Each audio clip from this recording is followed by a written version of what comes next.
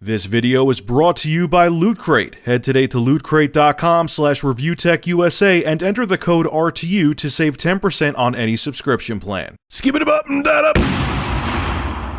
So I probably got, within like an hour, 1 billion PMs on Facebook and on YouTube wanting me to talk about Capcom being able to be sold now. Capcom is up for sale. You could buy their shares.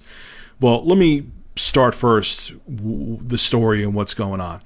Capcom shareholders ever since 2008 had a takeover defense strategy. Basically, they had a whole bunch of policies and stuff in place that a company or a corporation couldn't come in, buy a bunch of shares of Capcom and take over the company. They had a bunch of stuff in place to prevent that.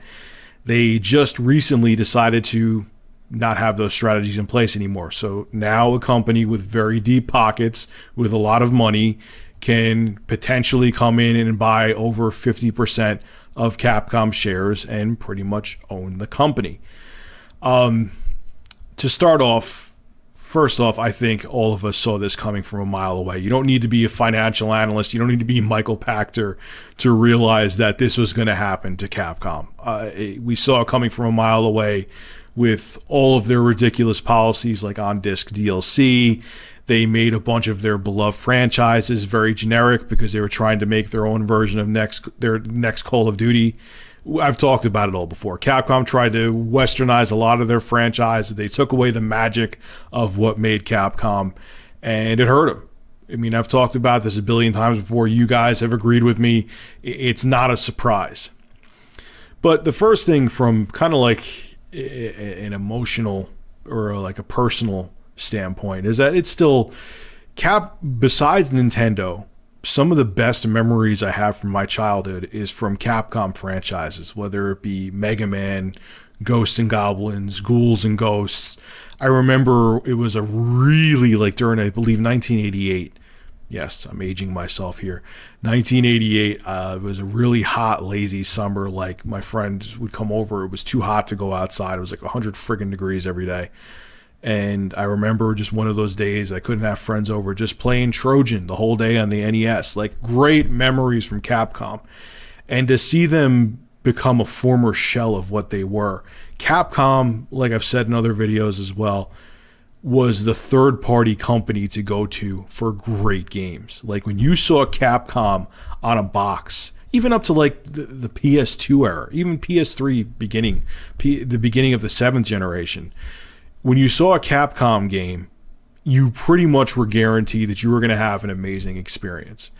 And to see them go down this road, and to actually, you know, like I said, we've all predicted it. You know, there's no one here who was a Dionne Warwick. It was plain as day, clear as crystal, that Capcom was eventually going to be in trouble. It's just sad, you know, to see a company that really is part of the reason that I became very passionate about gaming be on death's door.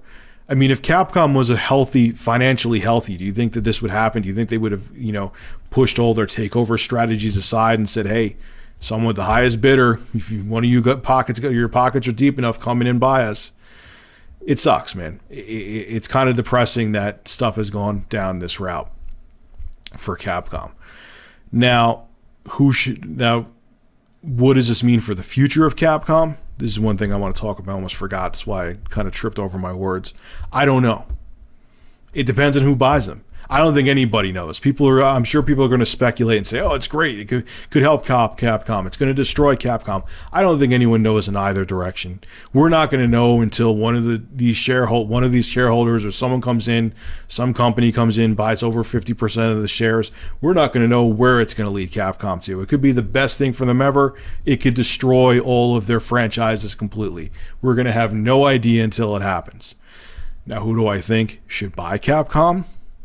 Kind of going to go with the pack here, but I think it would be a brilliant move for Nintendo to buy Capcom. I think it would be phenomenal. Imagine having Street Fighter be exclusive to Nintendo. Imagine having Mega Man be exclusive to Nintendo. Imagine the next Dead Rising game being exclusive to Nintendo. They have the money to buy. They have the money to buy over 50% of Capcom shares. They definitely do. Think about all the great games, the IPs, Devil May Cry, you know, I can't even, Resident Evil. Imagine they made like Resident Evil 8 Nintendo platform exclusive.